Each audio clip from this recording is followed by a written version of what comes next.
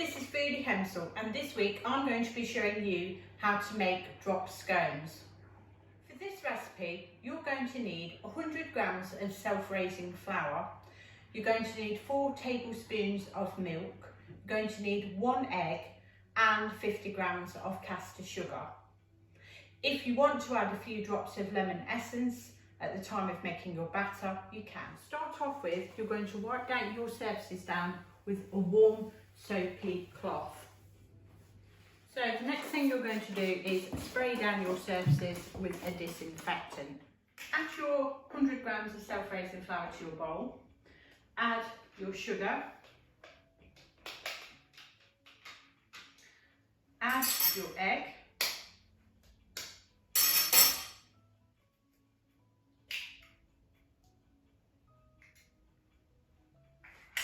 And then add 4 tablespoons of your favourite milk.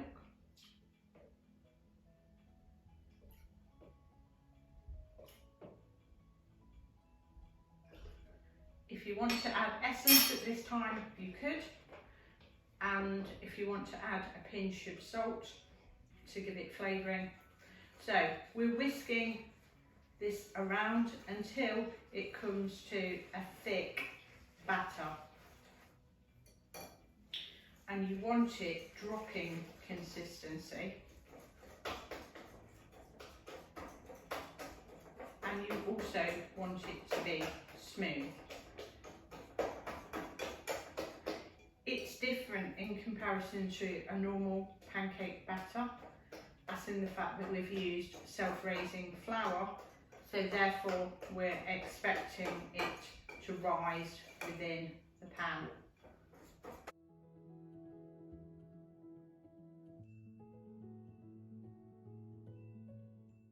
Make sure you can't see any flour. Obviously through aerating it, you're actually going to be causing it to be almost like a sponge-like texture in your pan. You can see it's quite a thick consistency, but also quite still runny. Okay, so turn your pan on to full flame. We're trying to get it nice and hot, the base of it. You're going to be adding a tiny drop of oil. I would say approximately about 1 tablespoon.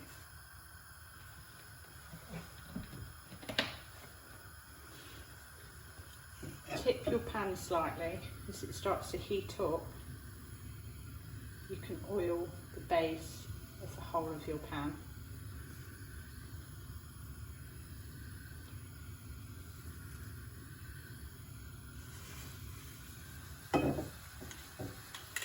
Turn it to a medium heat now that you've got it up to the right temperature. When you're holding your hand at this level, you should be able to feel the heat rising.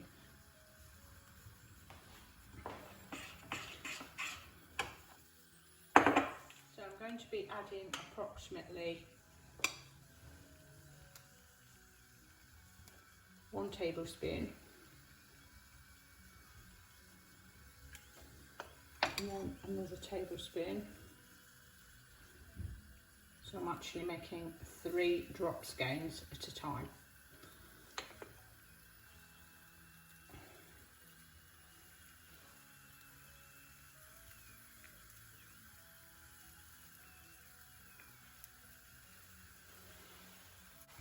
So what we're looking for is we're looking for the bubbles to start to appear on the surface and for the mixture to start to dry out.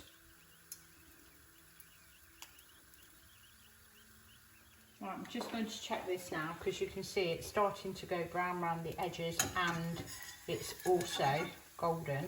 So I'm just going to turn it over slightly with my fish knife.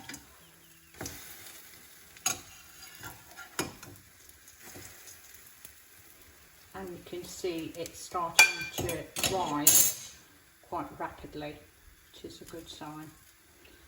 If you feel that it's burning, because I can see here and here that it started to black, you can always turn your pan down a little.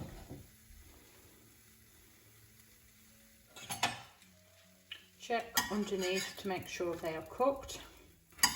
Once they are, you can move them onto your plate and you're ready to go for the next batch. If you've got enough oil on your pan, I wouldn't put any more in it. Right, I'm on my second batch. I've turned down my heat slightly, haven't added any oil, and I'm just waiting for those bubbles to appear before turning it over again. This recipe can be used quite nicely as something for breakfast or maybe a quick snack. I'm going to add some lemon and sugar with mine, or maybe you might want to add some fruit. An alternative to this recipe is almost very similar, and they're called Welsh griddle cakes, but instead what they've done is actually added sultanas or currants to the mixture in order to make these slightly different. So just going underneath again.